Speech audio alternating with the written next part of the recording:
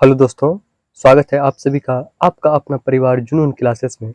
चलिए आज हम लेकर के आए हैं एसएससी एमटीएस का प्रैक्टिस सेट नंबर 11। आपको 10 प्रैक्टिस सेट प्रोवाइड किया गया है। जो भी स्टूडेंट हमारे चैनल पे फर्स्ट बार विजिट कर रहे हैं तो चैनल को सब्सक्राइब कीजिएगा और बेल आइकन को प्रेस कर लीजिएगा, नोटिफिकेशन को ऑन कर लीजिएगा। जितने भी वीडियो हमारे चैनल के माध्यम से डाला जाएगा वो आपको सबसे पहले प्राप्त हो। चलिए चलते हैं 11 नंबर प्रैक्टिस सेट की दौर में। फर्स्ट क्वेश्चन है, निम्नलिखित में से किन क्षेत्रों में कुछ औपचारिक प्रक्रियाएं तथा कार्य प्रणाली होती है? निम्नलिखित में से किस क्षेत्रों में कुछ औपचारिक प्रक्रियाएं तथा कार्य प्रणाली होती है? फर्स्ट है असंगठित क्षेत्र, दूसरा है संगठित क्षेत्र, तीसरा संगठित तथा असंगठित क्षेत्र दोनों, चौथा न तो संगठित तथा न असंगठित क्षेत्र। तो इसका करेक्ट आंसर हो जाएगा आपको 2 नंबर, संगठित क्षेत्र। क्या होगा? संगठित क्षेत्र। नेक्स्ट क्वेश्चन की ओर चलते हैं। दूसरा क्वेश्चन क्या दिया गया है इसमें? निम्न में कौन सा सही है? आपको 4 ऑप्शन दिया गया है, आपको बताना है 4 में से कौन सा सही है। ऑप्शन है फर्स्ट, बैंक की आय। बैंक की आय बराबर उधारकर्ताओं से लिया गया ब्याज। बैंक की आय बराबर उधारकर्ताओं से लिया गया ब्याज प्लस जमाकर्ताओं को दिया गया ब्याज। दूसरा, बैंक की आय बराबर उधारकर्ताओं से लिया गया ब्याज गुना जमाकर्ताओं को दिया गया ब्याज। तीसरा, बैंक की आय बराबर उधारकर्ताओं से लिया गया ब्याज भागा जमाकर्ताओं से दिया गया ब्याज। फिर नेक्स्ट है चौथा, बैंक की आय बराबर उधारकर्ताओं से लिया गया ब्याज माइनस जमाकर्ताओं का दिया गया ब्याज। तो इसका करेक्ट आंसर हो जाएगा आपको 4 नंबर। बैंक की आय बराबर उधारकर्ताओं से लिया गया ब्याज माइनस जमाकर्ताओं को दिया गया ब्याज। मतलब बैंक की जो आय होती है वो किससे होती है? बैंक को तो उधारकर्ताओं जो बैंक से लोन लिया वो जो बैंक को ब्याज देगी, और जो बैंक में पैसा जमा किया है उनको उस ब्याज में से रुपया देने के बाद जो बचता है शेष, वह क्या होता है? बैंक की आय होती है। नेक्स्ट क्वेश्चन है, भारत के राज्यसभा में कुल कितने सदस्य हैं? तो भारत के जो राज्यसभा में कुल कितने सदस्य हैं? ऑप्शन है 245, 275, 258, 260। तो इसका करेक्ट आंसर हो जाएगा आपको 245। नेक्स्ट क्वेश्चन की ओर चलते हैं। दिया गया है क्वेश्चन, भारतीय संविधान कब से लागू हुआ? जो भारत का संविधान है वह कब से लागू हुआ? ऑप्शन फर्स्ट 26 जनवरी 1949, दूसरा 26 जनवरी 1950, तीसरा 15 अगस्त 1950, चौथा 15 अगस्त 1949। तो बताइए इसका करेक्ट आंसर क्या हो जाएगा? तो इसका करेक्ट आंसर हो जाएगा 2 नंबर, 26 जनवरी 1950 को भारत का संविधान लागू हुआ। नेक्स्ट क्वेश्चन की ओर चलते हैं। इसमें दिया गया है, मैसूर के विरुद्ध किस युद्ध में इंडिया कंपनी ने आखिरकार विजय प्राप्त की? मैसूर के विरुद्ध किस युद्ध में इंडिया कंपनी ने आखिरकार विजय प्राप्त की? पहला आंग्ल मैसूर युद्ध, दूसरा आंग्ल मैसूर युद्ध, तृतीय आंग्ल मैसूर युद्ध, चतुर्थ आंग्ल मैसूर युद्ध। इसका करेक्ट आंसर क्या हो जाएगा आपको बताना है। तो इसका करेक्ट आंसर हो जाएगा 4 नंबर, चतुर्थ आंग्ल मैसूर युद्ध। चतुर्थ आंग्ल मैसूर युद्ध। नेक्स्ट क्वेश्चन की ओर चलते हैं। दिया गया है, अबुल फजल द्वारा अकबर के शासन के इतिहास की कितने जिल्दें लिखी गई है? अबुल फजल जो इतिहासकार था उसके द्वारा अकबर के शासन के इतिहास, अकबर की जो शासन था उसका इतिहास की कितने जिल्दें लिखी गई है? तो आपको बताना है। ऑप्शन है 1, 2, 3 और 4। तो इसका करेक्ट आंसर हो जाएगा 3। क्या हो जाएगा? 3 जिल्दें लिखी गई थी। 3 नंबर सी इसका करेक्ट आंसर हो जाएगा। नेक्स्ट क्वेश्चन की ओर चलते हैं। दिया गया है, निम्नलिखित का मिलान कीजिए। ऑप्शन है उष्ण क्षेत्र, समशीतोष्ण क्षेत्र, ठंडा क्षेत्र, और इधर दिया गया माध्यम तापमान, मध्यम तापमान, अधिक ठंडा, उच्च ताप। तो ठंडा क्षेत्र जो होता है सी नंबर, तो इसका क्या हो जाएगा करेक्ट? बताइए आप। इसका करेक्ट हो जाएगा आपको सी का 2, अधिक ठंडा। ठंडा क्षेत्र में क्या होगा? अधिक ठंडा। और नेक्स्ट जो दिया गया उष्ण क्षेत्र, तो उष्ण क्षेत्र का मतलब क्या होता है? उष्ण क्षेत्र में हो जाएगा आपको उच्च ताप, मतलब बहुत ज़्यादा गर्म। समशीतोष्ण क्षेत्र मतलब मध्यम तापमान होता है, यहाँ पे नहीं अधिक ठंडा होता है ना ही अधिक गर्मी होती है। तो इसका करेक्ट आंसर क्या हो जाएगा? 3 नंबर, मतलब इसको मिलान कर चुके हैं आप। अब चलते हैं अगले क्वेश्चन 83 नंबर क्वेश्चन को देखते हैं, इसमें क्या दिया गया है। नेक्स्ट क्वेश्चन है, एक रेखा में व्यवस्थित पहाड़ों को क्या कहा जाता है? मतलब एक लाइनिंग, एक रेखा में जो व्यवस्थित पहाड़ होते हैं उसको क्या कहा जाता है? ऑप्शन है पठार, चोटी, पर्वत श्रृंखला, मैदान। तो आप बताइए इसका करेक्ट आंसर क्या हो जाएगा? पर्वत श्रृंखला। मतलब एक रेखा में जो व्यवस्थित पहाड़ होते हैं उसको पर्वत श्रृंखला कहते हैं।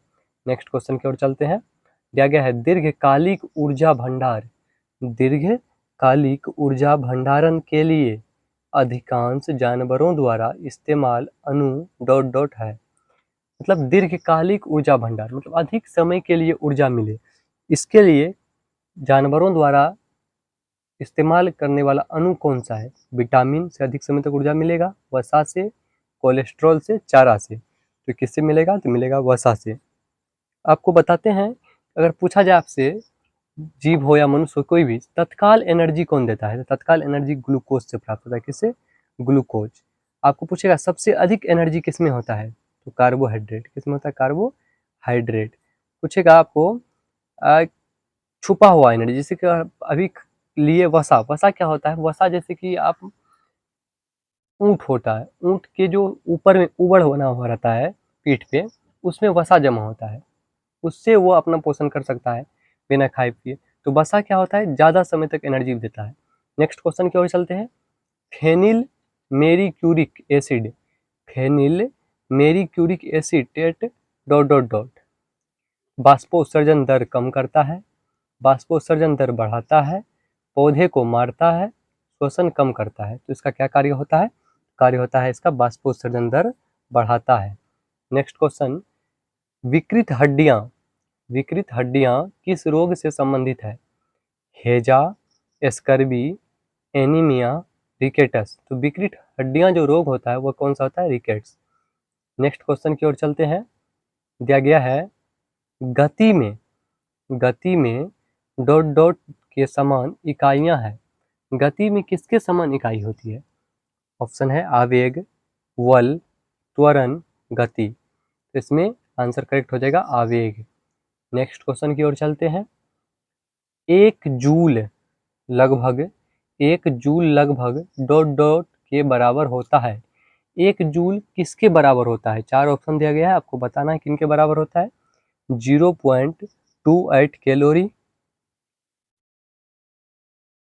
54 कैलोरी, 0.24 कैलोरी, 42 कैलोरी।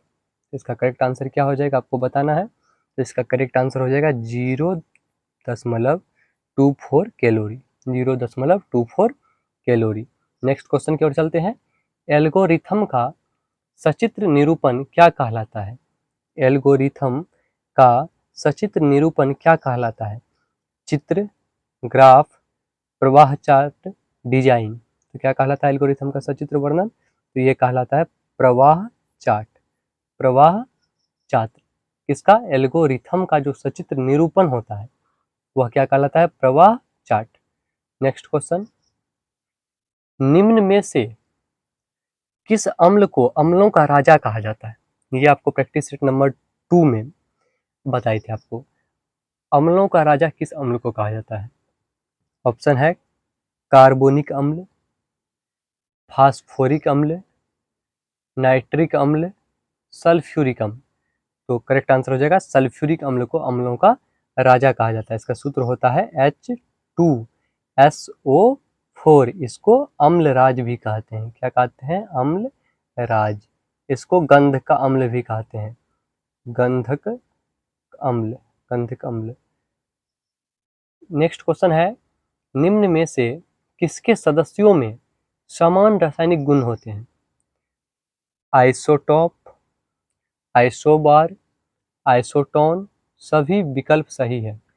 किसके सदस्य का समान रासायनिक गुण होता है? तो ऑप्शन इसका करेक्ट क्या हो जाएगा? 1 नंबर आइसोटॉप। इसका जो सदस्य होते हैं इनके बीच जो गुण पाए जाते हैं वो समान होते हैं।